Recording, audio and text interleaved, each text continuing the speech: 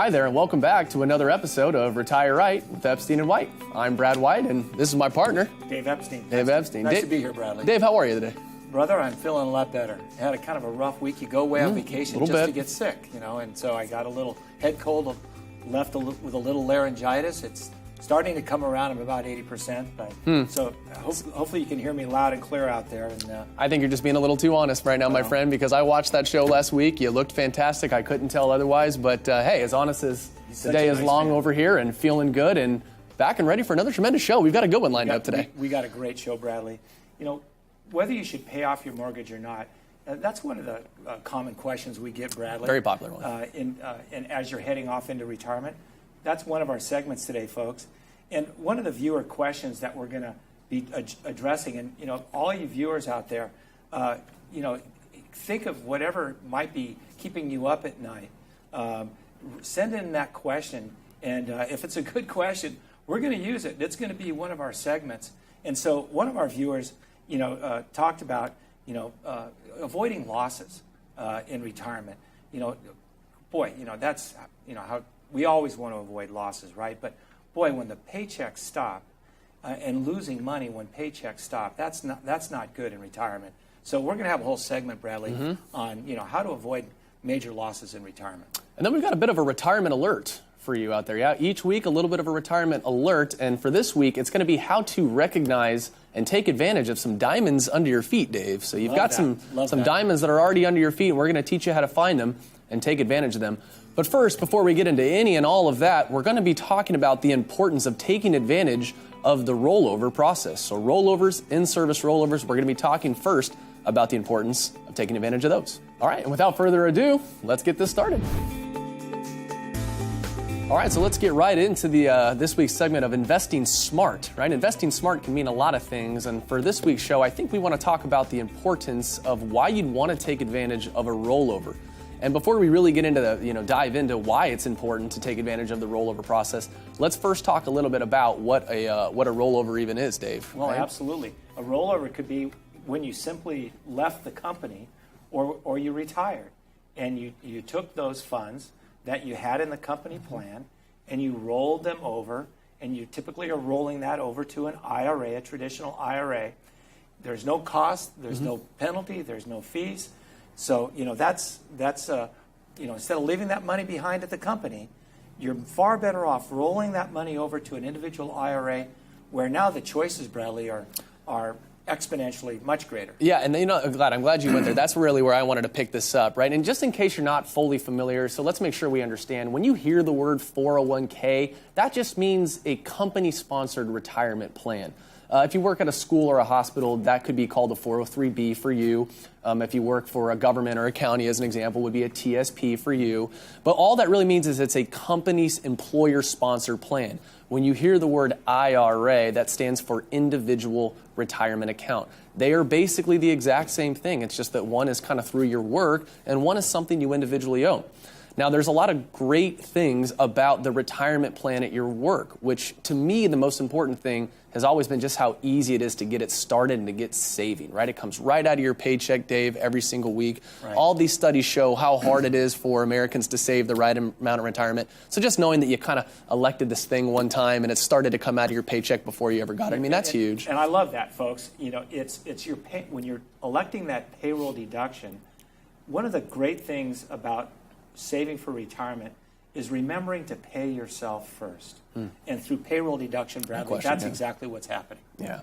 So we've got certainly the payroll deduction. You get, a tax deduction. So when you put money in, you get this nice tax deduction. Hey, nothing better in this world than free money. Right. So if your employer is giving you a match, you definitely want to take advantage of getting that free money. So again, a lot of great things about the company-sponsored plan.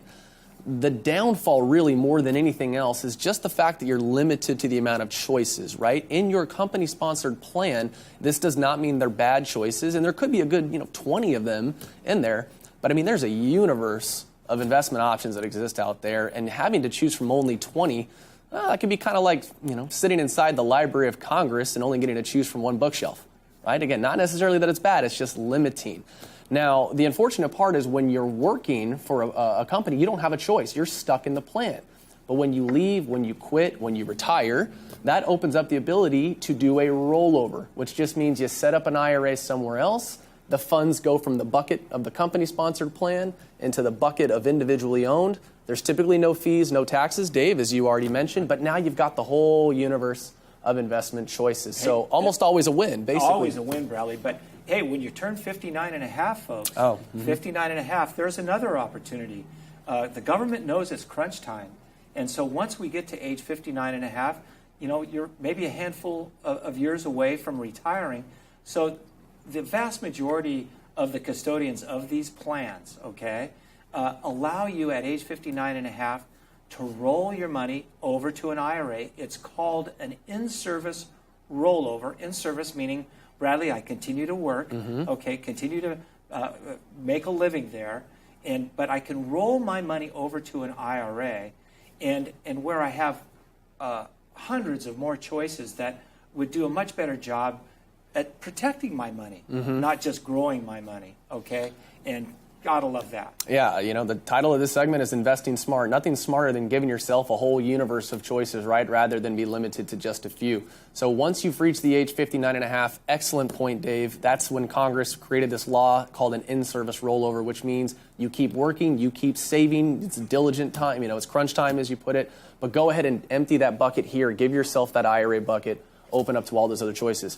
Now, one quick caveat to this whole discussion is, what if you need some of these monies before the age 59 and a half? If you leave your money in a company-sponsored plan like a 401k, you can access the monies without the IRS 10% penalty from 55 on, whereas if you roll the money into an IRA, you actually can't access those monies without the 10% penalty until 59 and a half. So of all the great reasons to do a rollover, we definitely want you to at least be aware of, if you know you need some of these monies before 59 and a half, then there actually could be one reason to potentially leave at least some of those monies in the 401k.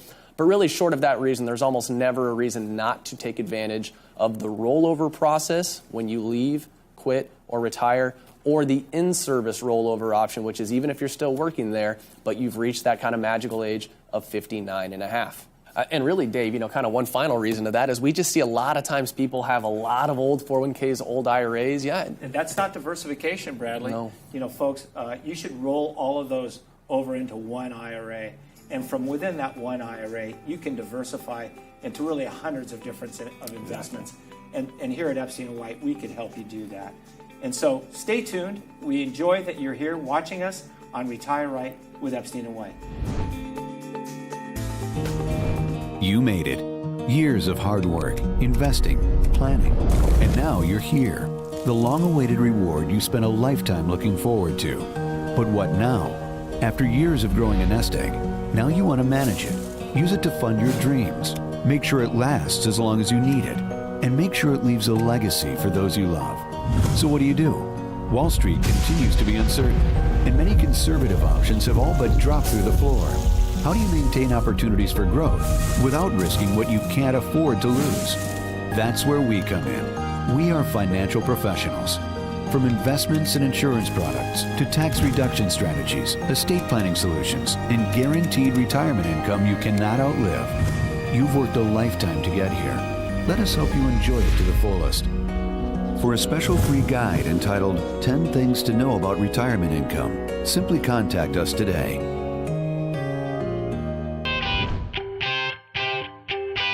All right, and welcome back to Retire Right with Epstein and White. And we just had a fantastic discussion on why it's so important to take advantage of the rollover process. And now it's time for us to get into our financial tip of the week.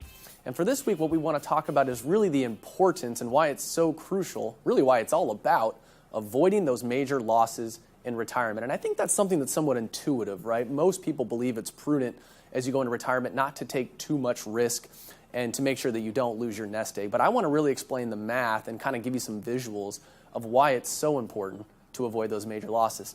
And I think a lot of people also intuitively think that in order to kind of end up with the most amount of money over a long period of time in your accounts, that it's really more about making those major gains, right? So, at our firm, what we've noticed through conversations, hundreds of times over, is that a lot of people think again, to get those accounts up. It's all about these major gains when those good years happen. But again, these visuals, this math, and our financial tip of the week is going to teach you that really it's more about avoiding those major losses.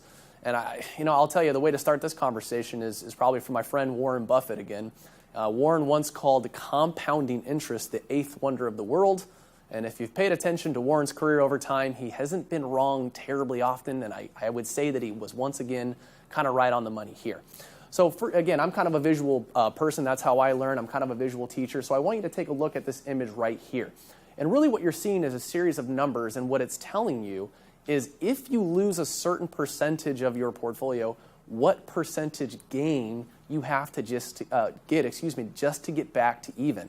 So if you look at an example, right over here, if you lost 25% of your portfolio, you need a 33% rate of return just to get back to even.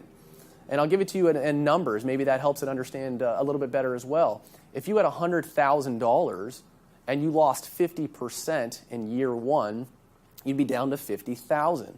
So if you made 50% in year two, that means you only made 50% off of $50,000, which means you'd only be back to $75,000, right? You're not back to that original $100,000 that you put in. So one of the things that's hopefully being shaped right now that you can see is that while you may have quote unquote lost 50% one year and you may have quote unquote made 50% one year, this isn't equal, right? Those things are not equal. You're not back to even. Now this next visual here is going to kind of tell the same story in another similar way, which is again kind of showing you that if you have certain percentage losses, right? If you lose money and then you kind of make an average annual return for a period of years afterwards, how many years does it take to get back even? So we're kind of showing you a couple visuals here. This one I think is really going to help it stick in too, because it shows you how many years you need to make these different returns just to get your account back to even. Now I want to switch to one more visual here and really kind of drive this story home. What you're going to see is just a real hypothetical example, and we're looking at the S&P 500 index here, right? What you would think of as the stock market as a whole, and we're looking from 2002 all the way through 2013, so a 12-year stretch. You're seeing $1 million starting value, and then those percentages are just what did the S&P 500 do each of those calendar years? What was the total return? Now, if you look at this 12-year period of time, you'll see there's only two bad years, right? 2002 and 2008, those were two very bad years, but it was just two of them, right? The other 10 years were all positive years in the market, so more good years than bad years here. Now, when 2008 was happening and Lehman Brothers was failing and Bear Stearns and AIG and the whole world was melting down, if you manage not to panic and sell, one lesson here is that, yes, your accounts recovered okay if you just kind of stuck it out. Now, what you'll see on the left side is the exact same time period, the same 12 years, same S&P 500, same $1 million, except hypothetically here, what if you didn't lose money those two real bad years? But the trade-off was that you only made half of all 10 of those good years. So 10 times out of 12, the picture that we're painting for you is you only make half the returns that somebody in the market actually made. 10 times out of 12, just to not lose those 2 years. What you'll notice is at the very bottom here, you actually finished with slightly more money. Now that seems hard to imagine, and it shocks most people we show this to. 10 times out of 12, you could only make half of what somebody else makes in those good years, but it's all about avoiding those major losses. And hey, right now it's the most important time as ever to get a second opinion on your portfolio. So give us a call, come to our website, and we are happy to help. And stay tuned for more Retire Right with Epstein White. All right, and welcome back again to Retire Right with Epstein and White. As always, I'm Brad White. I'm Dave Epstein. And right now, we are going to tackle this week's viewer question of the week. As always, Dave, this show is all about you, right? The show is all about you. We want to know what it is that we can help you out with the most, right? What's kind of hot off the presses here? What's on your mind? What issue can we tackle? And this week's question was, should I pay off my mortgage or not as I head into retirement? Now, we're going to make a couple assumptions here a little bit, Dave, which is that this particular viewer has the ability, right? Maybe has cash or different investments in different accounts where they have a balance of their mortgage left, right? And they're kind of tossing, back and forth of, should I have the mortgage and keep my money invested, right? Or does it make more sense, let's say, to take the, whatever investments I have and then just pay off the balance of the mortgage? And Bradley, we're talking about the kind of money that we can get out without a tax penalty, right? We're talking about Certainly. non-qualified dollars where we could get to without early withdrawal penalty or certainly a tax penalty. We wouldn't be talking about pulling large lump sums out of an IRA. I think what's kind of important to as we phrase this whole conversation, Dave, is make no mistake about it. These are both good scenarios, right? Okay, no one would ever say that paying off a mortgage is a bad thing or that investing your money is a bad thing. It's just which of the two decisions is the right thing or the best thing to do. And just like everything else, as we always say as a theme on the show, is it really depends on your specific situation. But what we want to do is arm you with a few different kind of bullet points here, Dave, right? A few different things that you want to think about, that you want to assess within your own situation to see if for you it would be a good idea to pay off the mortgage or not. Now, the first word that's kind of important in this conversation that I was writing down, Dave, is the word arbitrage.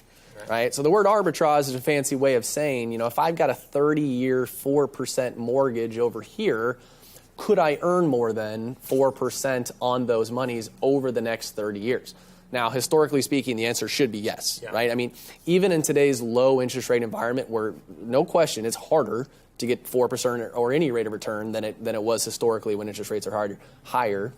But over a 30-year period of time, which is what we're talking about in this example, you should be able to earn more, right, than that 4% rate of return. So that's typically the first argument of why you'd hear these days, not necessarily, right, to pay off the mortgage. Number one is, well, don't pay off something if you can earn a better rate of return on those monies, right, than the cost of the debt on that. That second one, Bradley, is my mortgage is deductible, my interest is deductible. What about the tax implications, right? What's the tax implications? On that. And so, Bradley, I know you can dispel that common myth of, you should, don't pay off your mortgage. You got that deduction when you have no other deductions when you head off into retirement. But really, Bradley, how meaningful is that deduction? Yeah, thank you for that. So here's kind of another little myth or another thing that drives me nuts, honestly, when I hear about this, is that if you pay off your mortgage in retirement, it's going to hurt your tax situation. So let's talk about that. The interest that you pay on your mortgage is what's called an itemized deduction, okay? All of us, even if we have no deductions whatsoever, we all get what's called the standard deduction. So itemized deductions aren't incredibly meaningful for all of us because we'd already have what's called the standard deduction anyways. Now, during our working years, we have taxable income coming in from paychecks. Since that income's already coming in, then yes, having that mortgage deduction is very meaningful. But in retirement, remember, paychecks aren't coming in anymore, which means if you have a mortgage, you need to pull money out of accounts to service that mortgage. So you could be doing things like pulling money out of your IRAs and your 401ks, which is taxable income, just to keep the small interest deduction on the mortgage. Versus if you did not have a mortgage, right, if you paid it off, now you don't have to pull those monies out of the accounts to service the mortgage. So if that means things like IRAs and 401ks, now you're preventing taxable income in retirement. Sure, you lose the quote-unquote itemized deduction, but you actually prevent a whole bunch of taxable income from coming in right away. What I'm basically getting at, long story short here, Dave, is that for some people in retirement, believe it or not, from whatever you've heard before, paying off a mortgage might actually help your tax situation in retirement. It doesn't mean overall it's a good idea yet, right. But I'm very glad you brought that up because a lot of times people will just say in a vacuum, well, I don't want to pay off my mortgage because it'll hurt my tax situation. Again, during your working years, probably true, usually is. In retirement, not necessarily. Lots of right answers out there, folks. But what's the best right answer? That's what we're talking about, the best right answer, right? So we've talked a little bit about the tax implications here, that word arbitrage. I would say liquidity is the next bullet point here. Huge. If you're going to be able to pay off that mortgage, if that really made perfect sense from all perspectives, the last thing we'd want to do, Bradley, is drain off all the liquidity till all we had left was, I had no mortgage, but any income I take, it's all coming out of my taxable, my IRA accounts. Yeah. So, another point, that we have to be mindful of when we're making these decisions. Yeah, right. It's just, look, we all need liquidity, right? We need to have funds available both during working years and certainly in retirement, right? I mean, things happen, right? Life happens. We certainly all know that. And liquidity is not just important for emergencies, which I kind of just alluded to, but opportunities, right? I mean, new investments, new ideas, new things get created, and you want to have funds in your world without tax implications that you can grab if you need to in a hurry. So even if all those other things we talked about said it might be a good idea to take a whole bunch of that money and pay off a mortgage, if you take too much out and you don't have liquidity, that can be a problem too, Dave. It is. It's a big problem. So, folks, we're here to help you. That was a great question by one of our viewers. Just keep them coming, folks. We'll pick one of yours if it's a good one. And stay tuned. We have a lot more here at Epstein & White. Retire right. And that's what you're tuning into. You made it. Years of hard work, investing, planning, and now you're here. The long-awaited reward you spent a lifetime looking forward to. But what now? After years of growing a nest egg, now you want to manage it. Use it to fund your dreams. Make sure it lasts as long as you need it. And make sure it leaves a legacy for those you love. So what do? Wall Street continues to be uncertain, and many conservative options have all but dropped through the floor. How do you maintain opportunities for growth without risking what you can't afford to lose? That's where we come in. We are financial professionals. From investments and insurance products to tax reduction strategies, estate planning solutions, and guaranteed retirement income you cannot outlive. You've worked a lifetime to get here. Let us help you enjoy it to the fullest. For a special free guide entitled 10 Things to Know About Retirement Income, simply contact us today.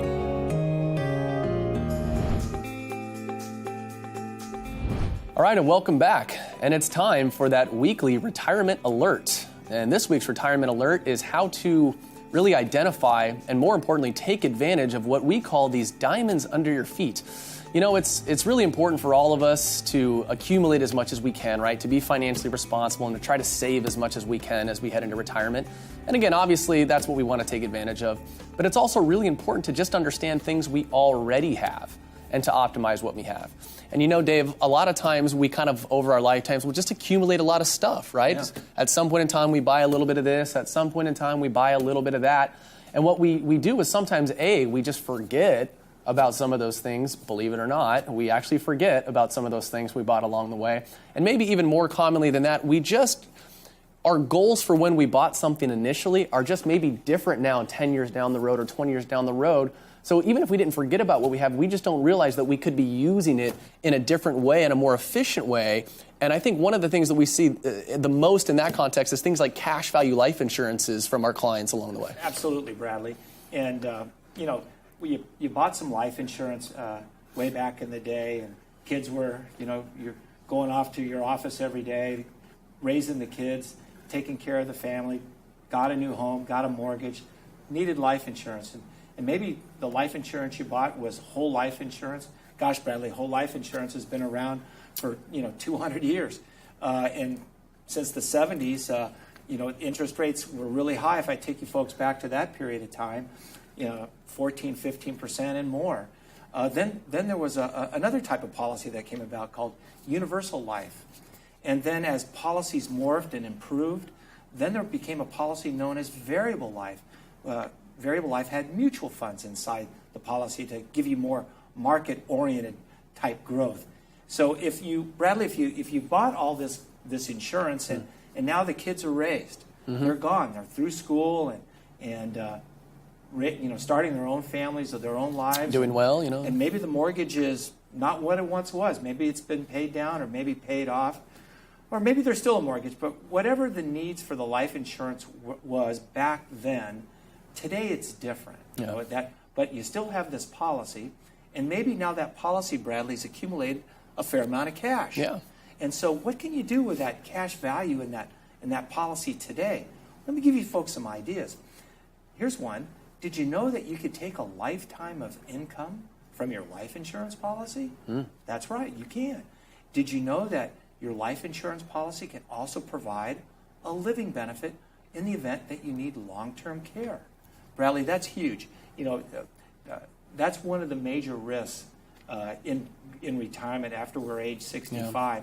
2 out of 3 people, Bradley, needing that kind of care somewhere during their life. 2 out of 3, yeah, you heard that right. I think one of the themes of this conversation, just to kind of make sure it's clear, is that when you buy these life insurance policies, you could have bought them specifically for the life insurance, death benefit reasons.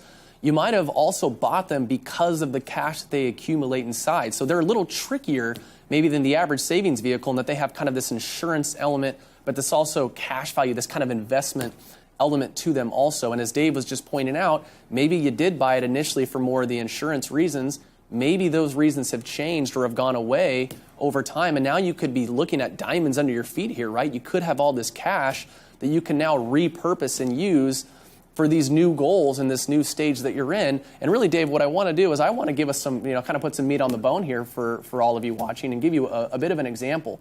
And so I was looking at an example this morning, Dave, where it was a 60-year-old guy, and we assumed that he had, good health, what we would call a preferred non-tobacco rating. And let's say he had bought a $200,000 death benefit whole life insurance policy. Again, it could have been 10 years ago, 20 years ago, 30 years ago, right? Kind of a classic situation we run across. And so that $200,000 death benefit policy maybe had built up $100,000 of cash inside the policy. What this person could do is take that $100,000 of cash, transfer it into a new life insurance policy. There's no tax ramifications whatsoever to do this. And now that $100,000 immediately would buy a $411,000 policy, which is paid up for his life. So you heard that correctly. He'll never have to make a new premium ever again. It's just transferring the existing cash, which is going to more than double the death benefit on the policy. So if this person's goals were death benefit oriented, then nothing better from a diamonds on your feet standpoint than instantly doubling that. But more importantly, this policy will let him access up to 4% of that, or about $16,000 a month of tax-free income. And if he used all $16,000 a month for long-term care expenses, I should make sure I say, if he uses all $16,000 a month, then that would last for as much as 25 months. And if, for, God forbid, you pass away as you're using these long-term care benefits, then all the remaining money still goes, like any other traditional death benefit, to his family. So just another classic example of diamonds under your feet, which, is in this case an insurance policy. We can find all sorts of meaningful reasons to repurpose things like cash that you have in the banks. We'll teach you how to save taxes in retirement on things like cash. So this insurance discussion really is only one example of diamonds under your feet, but it's a very common example that we see. And really just one of those scenarios, again, if nothing else, there are a lot of times you have something already. We can teach you how to repurpose this. We want to help you find those diamonds under your feet. So go ahead, give us a call, visit our website, and let's see what kind of diamonds in your feet we can help really turbocharge for you. Well, thank you for joining us this week. That's all the financial fun Bradley and I have for you. But we learned a lot today. To pay off a mortgage or not before we go into retirement, diamonds under your feet, how to maximize your life insurance, and a whole lot more. Thank you so much for taking time out of your busy day to watch Retire Right with Epstein White. Stay tuned. We're going to be here every week, right here at the same time. Have a great week, and we'll see you soon.